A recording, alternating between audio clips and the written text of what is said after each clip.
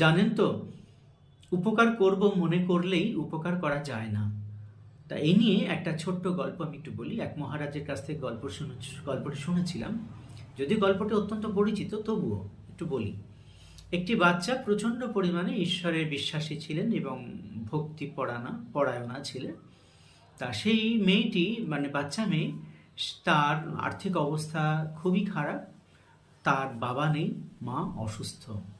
তা সে ঈশ্বরের প্রতি এতটাই আস্থাশীল, সেই জন্য সে কী করেছে, সে ঈশ্বরের কাছে একটি চিঠি লিখেছে যে, হে ঈশ্বর, আমাকে ২,০০০ টাকা পাঠাও। আমি আমার মায়ের পথ্য কিনতে পারছি না, আমার মায়ের পথ্য জোগাড় করে দিতে হবে, আর তার ওষুধ কিনতে হবে। সেই জন্য আমাদের এই মুহূর্তে ২,০০০ টাকার দরকার আছে। তা সে যথারীতি একটা চিঠি লিখেছে। হ্যাঁ, চিঠি লিখে সে কী করেছে, পোস্টমাস্টারের যে পোস্ট অফিস, যে ডাক বাক্সগুলো আছে, সেই ডাক বাক্সের মধ্যে সে চিঠিটা ফেলে দিয়েছে। তা চিঠিটা যথারীতি পোস্টমাস্টারের কাছে গিয়ে পৌঁছেছে। তখন পোস্টমাস্টার মশাই, তখন তিনি আর কাউকে কিছু না বলে তিনি মানে পিয়নকে বললেন যে, আপনি এক কাজ করুন। তারও তো তখনকার দিনে তো অর্থনৈতিক অবস্থাটা খুব একটা ভালো ছিল না। তিনি তখন কী করলেন, কিছু অর্থ, বিশেষ করে ১,০০০ টাকা তিনি জোগাড় করে তিনি বললেন যে, এটা খামের মধ্যে ভরে, কিছু বলতে হবে না, সে বাচ্চাটাকে তার নির্দিষ্ট ঠিকানা যেন সে তাকে দিয়ে আসে। যথারীতি পোস্টমাস্টার মশাই তাকে দিয়ে এসেছে।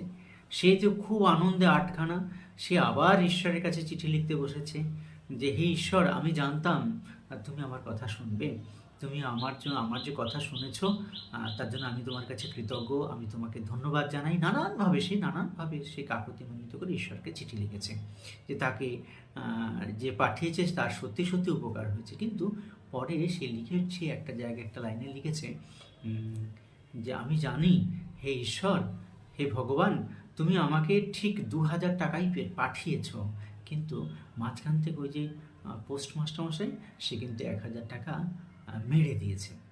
সুতরাং এবার কিন্তু তুমি আর ভুল করো না, তুমি কিন্তু আমাকে ঠিকঠাক করে বাকি টাকাটা পাঠিয়ে দিও। এই বলে গল্পটা শেষ হলো। সুতরাং এখান থেকে বোঝা যাচ্ছে যে আমি চাইলেই বা আপনি চাইলেই কিন্তু উপকার করতে পারবেন না। অবস্থা, পরিবেশ, পরিস্থিতি বুঝে এবং তার নির্দিষ্ট নিয়ম মেনেই কিন্তু আপনাকে উপকার করতে হবে। তবে আপনার জীবনের সার্থকতা। তাহলে আপনার যে উপকার করবার যে মানসিকতা, যে মন, সে মনটাই কিন্তু আপনার ভেঙে দেবে, এবং চারদিকে এমন পরিবেশ হয়ে আছে, সে মনটা কিন্তু ভেঙে দেওয়ার জন্য তারা সকলে প্রস্তুত। ঠিক আছে, আজ এই পর্যন্ত। ধন্যবাদ।